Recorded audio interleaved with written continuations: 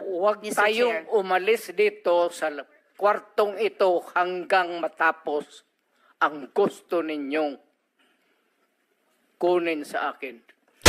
Well, Mr. Chair, so yung huling tanong ko for today, for the record, Bakit ano po? tinawag Mr. ninyo Chair. ako dito tapos yan lang ang huli ninyong tanong? May mga colleagues pa yata tayo, Mr. Chair, na magtatanong sa dating presidente. So, for the record, sinasabi nyo ba na ang mga drug users at drug criminals ay dinideserve nilang mamatay na lang kaysa pumunta sa jail? O para i-paraphrase ko si Patricia Evangelista, do some people need killing, Mr. Duterte? Ma'am, presidente ako. Nagagastos ako sa gobyerno. Bakit ako magbubuhay?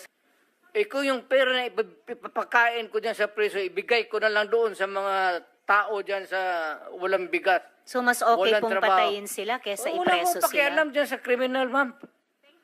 So, thank you for making that of record. Pakialam sa kriminal kung saan silang impernong gusto nilang pumunta. Well, Mr. Chair, for the record, You make your own history in this planet.